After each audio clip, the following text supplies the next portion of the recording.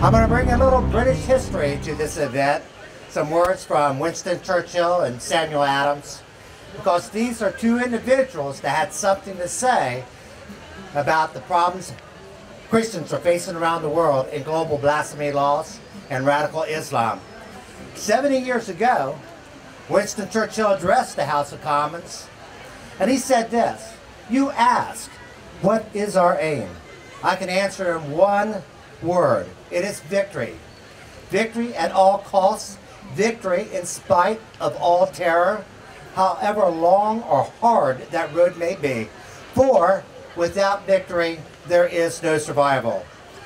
Are there any better words spoken today in the face of Islamic terrorism and Sharia law that not only threatens the United Kingdom, Western Europe, the United States of America, but even all of humanity?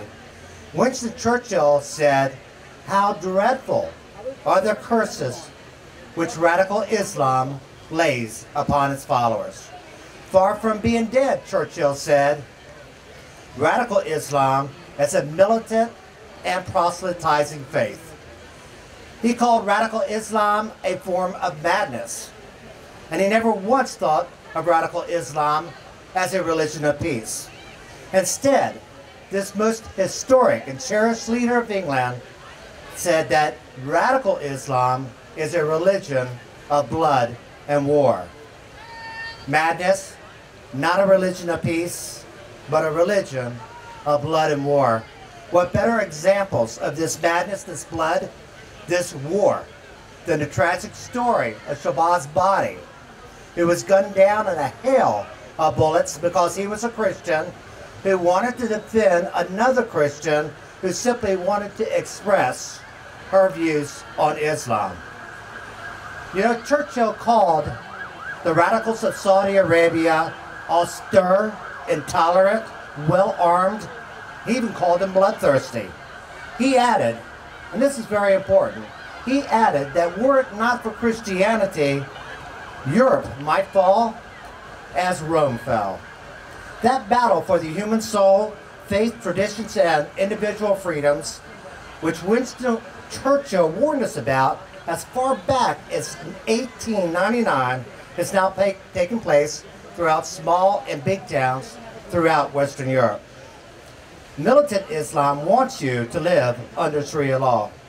They want women to be forced to wear burqas. They want to set up a moral police force that would stone men and women to death for committing adultery. Their goal is to have the flag of Sharia fly over Downing Street, not too far from where I am speaking. But what is our aim, you may ask? Well, it should be victory. Victory at all costs. Victory in spite of all terror, however long or hard that road may be, because without victory, there is no survival. John Quincy Adams, he was one of America's most famed founding fathers. For a time, he was an ambassador here in England. And while he was an ambassador to this great nation, he wrote back to Congress. This is what he said: "Radical Islam believes it has the right and duty of all Muslims to wage war upon sinners. Radical Islam wants to make them their slaves and take them as prisoners. While the laws of Sharia, the laws of the Prophet, the laws of the Quran, the Hadith, and the Sunnah are not at peace with the laws of self-governance, freedom of religion, and individual rights." In fact, John Quincy Adams said that the war between Christianity and Islam has been raging for 1,200 years. Well, it has now been 1,400 years. And John Quincy Adams warned that as long as the teachings of Muhammad were allowed to flourish, there can never be peace on earth and goodwill towards men. This is from Samuel Adams and Winston Churchill. They did not mince any words when they spoke publicly. Jesus Christ said, "Do not think that I came to bring peace on earth. I did not come to bring peace, but a sword." He said he came to bring division. That's because Jesus knew that the words of redemption, human dignity, love for your fellow man, it would divide families, it would divide nations, yes, It even divides religions. Jesus said, "He who believes in me will live even if he dies." Some believe the Quran says, "Fight and kill the disbelievers wherever you find them. Take them captive, harass them, lie in wait, and ambush them." Jesus said, "Love your neighbor as yourself." The radicals in Islam believe Muhammad said, "Whoever changes his Islamic religion, then kill him." Jesus said, "Go into all the world and preach the good news to every creature." The Quran, it says, "So fight them until there is no more disbelief and all submit to the religion of Allah alone." Finally, Jesus said, "Follow me and I will make you fishers of men." Quran says, "The believers fight in Allah's cause. They are slain and are slain. They killed and are to be killed." Between these two great religions, John Quincy Adams said there will never be peace on earth and goodwill toward men. In a Christian world, in a civilized world, we do not behead apostates. We do not cut off the limbs of criminals. We do not hang homosexuals. We do not make women our slaves. We do not take victims of rape, bury them up to the shoulders, and then stone them to death. In a civilized world, we do not fly airplanes into buildings. We do not send suicide bombers into train stations or buses. We do not bomb trains. We don't blow up hotels. We don't stash explosives in our shoes and our underpants to kill hundreds of innocent souls. And we do not sexually mutilate our women. In a civilized world, we do not arrest people for criticizing religion. That's happened in the Netherlands, where a parliamentarian group, Wilders, was arrested for making a film called Fitna that linked radical Islam to the Quran.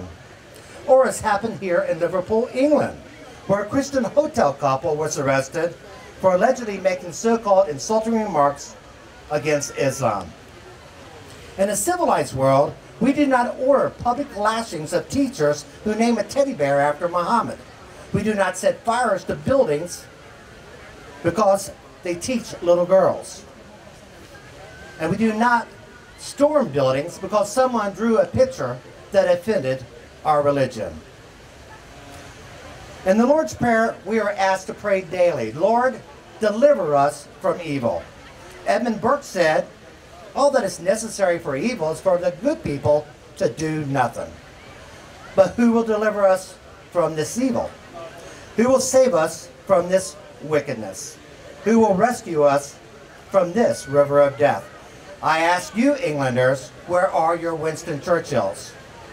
Will the policy of appeasement ultimately win over radical Islam? Winston Churchill said, "An appeaser is one that feeds a crocodile hoping that it will eat him last." Mr. Churchill also said, "It's not enough that we do our best. Sometimes we have to do what is required." Are you ready to do what is required? Not just your best, but what is required. All right, I want to thank you very much for listening to my speech, and thank you, Wilson.